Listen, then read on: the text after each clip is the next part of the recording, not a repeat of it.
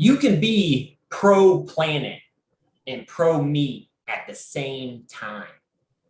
Diana Rodgers, registered dietitian and director and producer of the best documentary you haven't seen yet, Sacred Cow.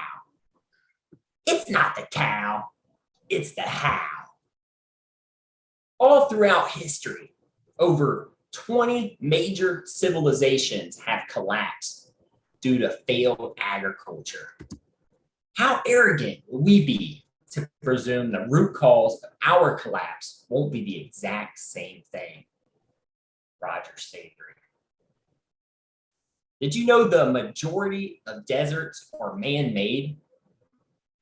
A third of farmable land has been lost in the last 40 years due to conventional agriculture. Most farming and ranching is destroying soil in its building process. Soil loss is not new. You can go back thousands of years to the Middle East.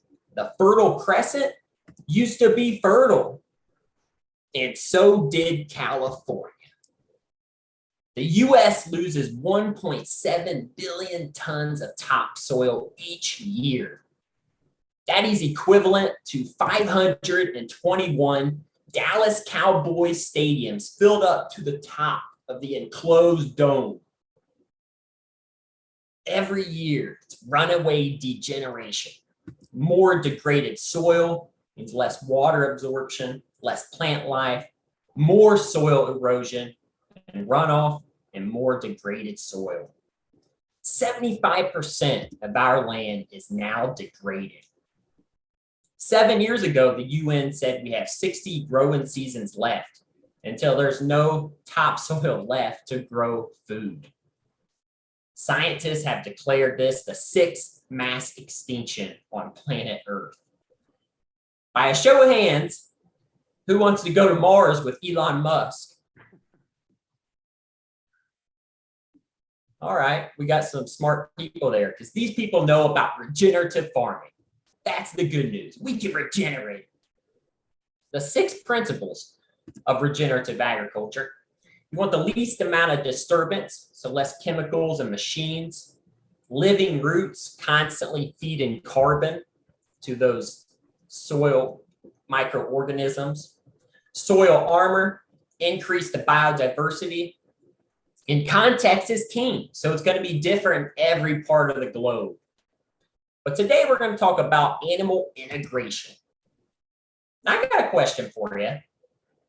Are cow farts destroying the planet?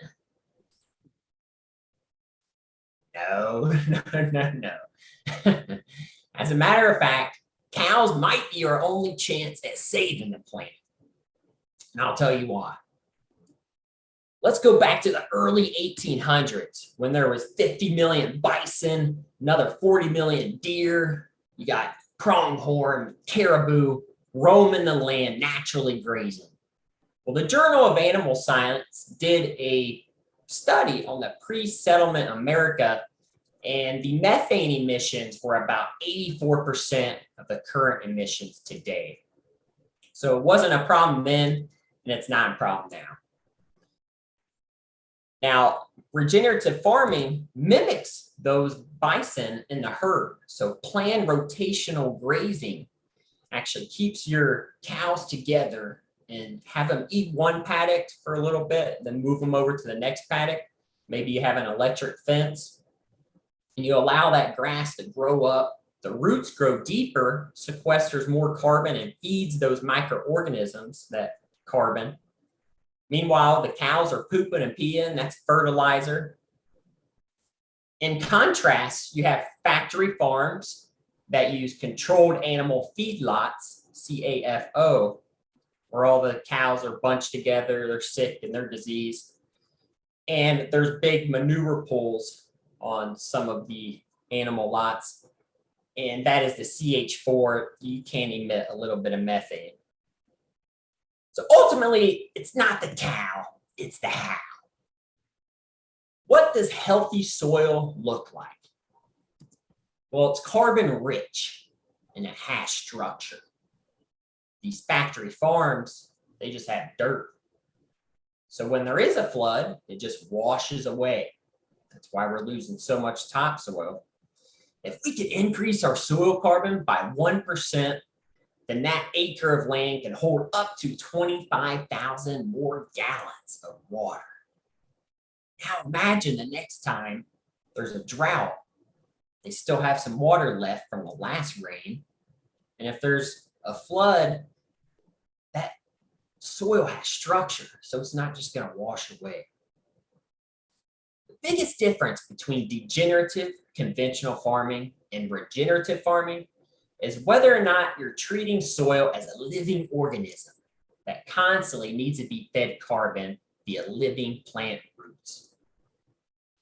We also have the mom and pop ranches that allow their cattle to continuously graze, and they'll overgraze and then eat the plant and pull out the root, and now you have bare ground.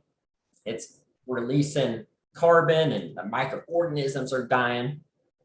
That's a degenerative process.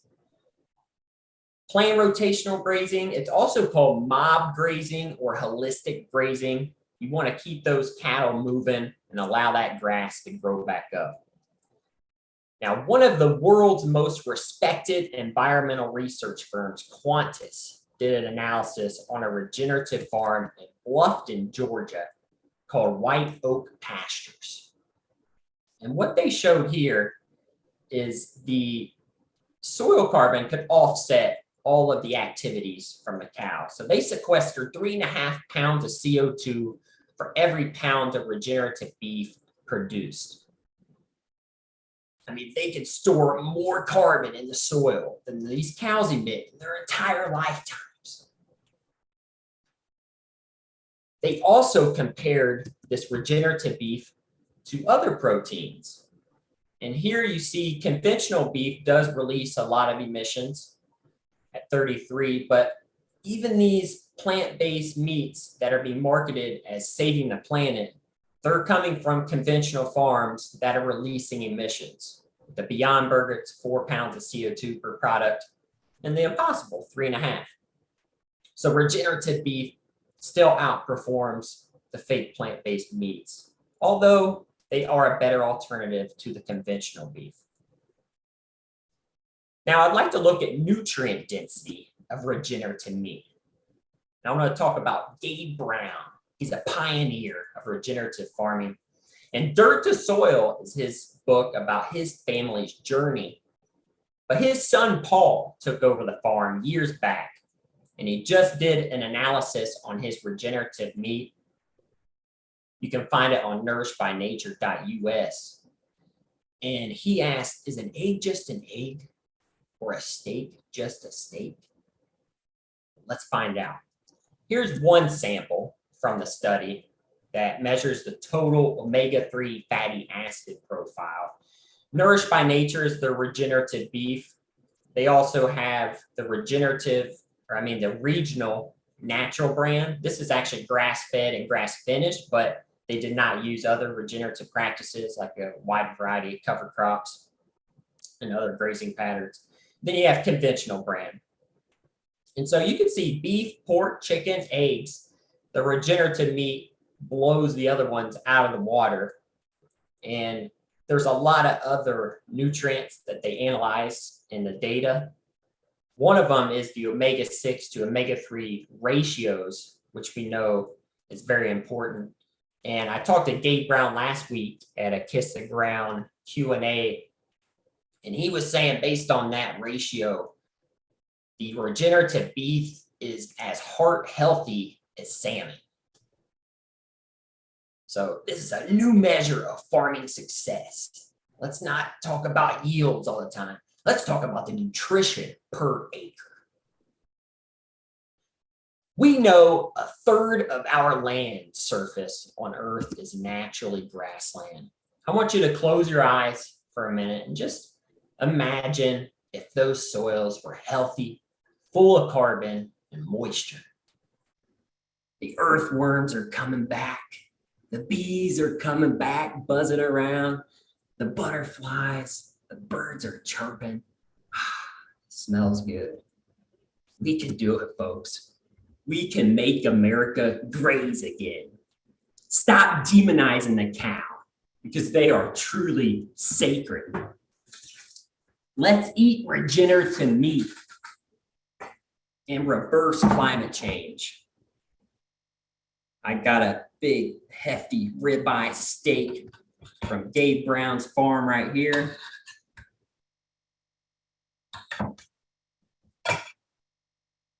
It's not the cow, it's the how.